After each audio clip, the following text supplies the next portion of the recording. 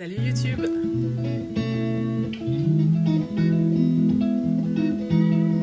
Il est temps pour moi de vous raconter mon histoire avec le coaching. Alors je m'installe et je vous raconte. À tout de suite. Eh bien, longue histoire. Il y a à peu près maintenant 6 ans. Tout a commencé lorsque j'étais manager. J'étais en charge du management des équipes. J'ai aussi été en charge en même temps de la vente de nos prestations, donc c'est-à-dire rencontrer les clients, vendre notre savoir-faire. Je devais aussi atteindre justement des objectifs chiffrés, beaucoup d'objectifs chiffrés sur le chiffre d'affaires généré, etc.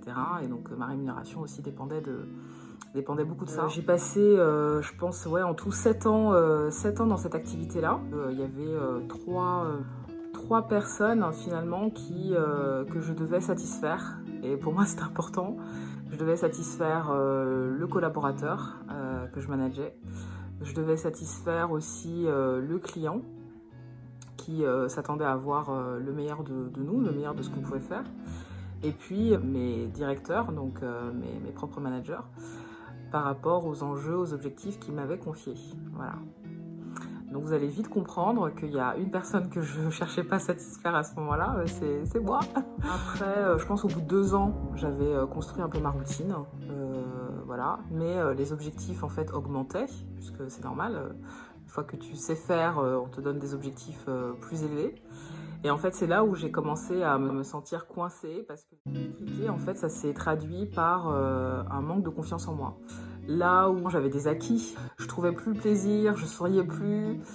Et ça se traduisait concrètement par le fait que malgré mes résultats, parce que j'avais de bons résultats, je ne me sentais pas y arriver, en fait, tout simplement. Le moment où je me suis rendu compte que ça devenait impossible, c'est un lundi matin, où je suis arrivée en point avec mon directeur. Et là, il m'a dit Hélène, souris, c'est bon, relâche-toi, ça va aller, tu vas y arriver, etc. Et le moment où il a utilisé le mot sourire, je me suis mise, moi, à pleurer.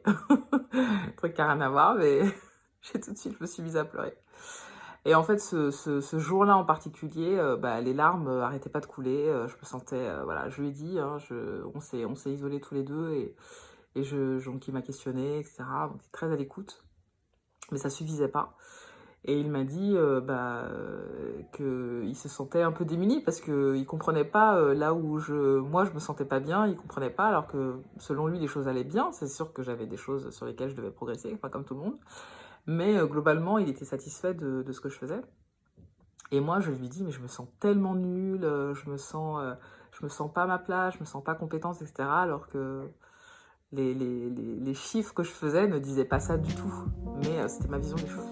Et en fait, ce qui s'est passé, c'est qu'à ce moment-là, il fallait du temps pour que je prenne vraiment le temps d'expliquer ce que je ressentais, etc. Et dans l'entreprise, à un moment donné, t'as du temps parfois, et puis d'autres fois, t'as pas le temps de gérer certaines choses. Donc, il m'a proposé tout simplement de suivre un coaching. Mais au départ, je me suis dit, mais attends quoi, ça veut dire quoi, je suis malade? Enfin, j'ai un pet au casque, ça veut dire quoi? Suivre un coaching? C'est comme si on me disait, t'as des problèmes, va te soigner et puis tu reviens, d'accord? Ça, j'ai pas du tout appris. Dans le fond, je savais pas ce que ça pouvait apporter, pourquoi c'était pertinent à ce moment-là, etc. Donc, j'avais rien compris. Et j'ai pris ça surtout comme écoute, ce que tu vis nous dépasse, et donc vu que ce que tu vis nous dépasse, va chercher ton aide ailleurs et puis tu reviens, quoi. De toute façon, moi je l'ai compris, c'est pas du tout ce dont j'avais besoin à ce moment-là. Je pense que j'ai passé 5 mois à dire non, non, non, non, non, non, non, non, non, non, non, non.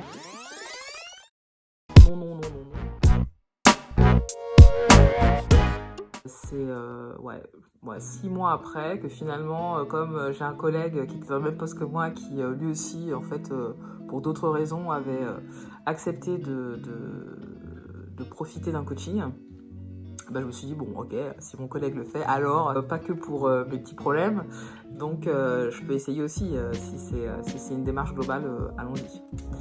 Et donc, j'ai commencé ce coaching, et là, j'ai rencontré une personne super à l'écoute. Super à l'écoute. m'a expliqué la démarche déjà, qui était centrée sur moi, sur mes besoins, sur ce que je ressentais, sur le fait de faire le point sur ce qui allait, ce qui n'allait pas. Et en fait, ce qui était clé aussi, c'est qu'au départ, avec mon directeur, on a discuté de ce à quoi allait servir le coaching et on a défini ensemble les objectifs. Alors, j'avais des objectifs pour moi. Et en fait, je pense que c'était à ce moment-là un peu la première fois où je prenais le temps d'écouter ce dont j'avais besoin moi. Alors ça, c'était assez hallucinant parce que dans mon métier, comme je vous disais tout à l'heure, c'était un métier où j'écoutais beaucoup les autres.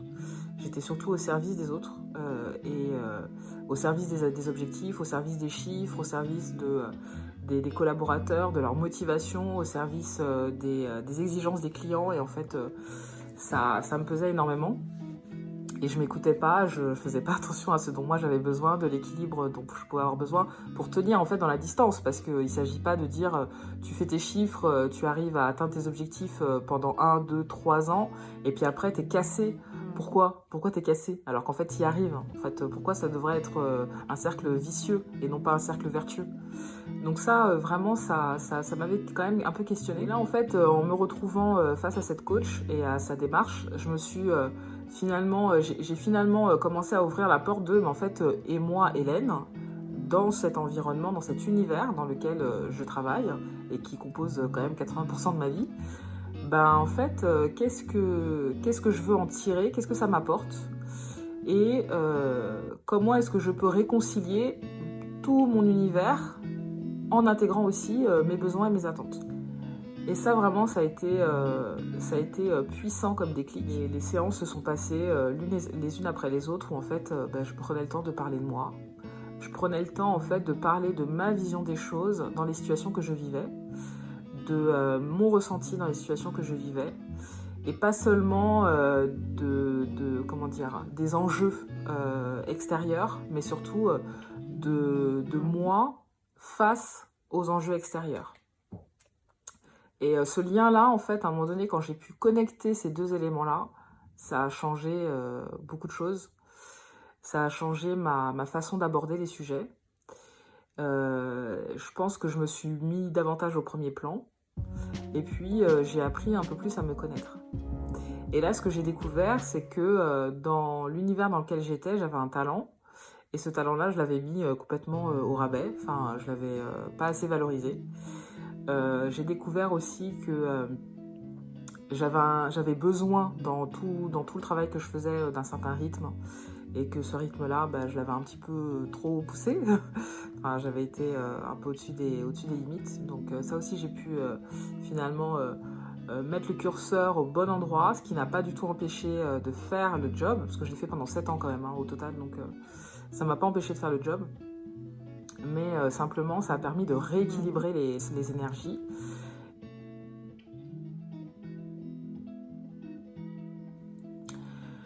Voilà, et ensuite, j'ai fait donc ça, le cycle de coaching, il a duré,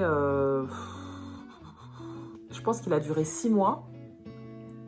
Et en fait, au fur et à mesure, je pense qu'au bout de la troisième ou quatrième séance, là, j'ai commencé à utiliser les séances de coaching comme je le souhaitais. C'est-à-dire que j'avais des objectifs clairs, je disais voilà, j'ai vécu ça dans ma semaine, ça m'a contraint, je me suis écoutée, je trouvais que c'était gênant, et en fait, je veux régler ce point-là, comment je fais?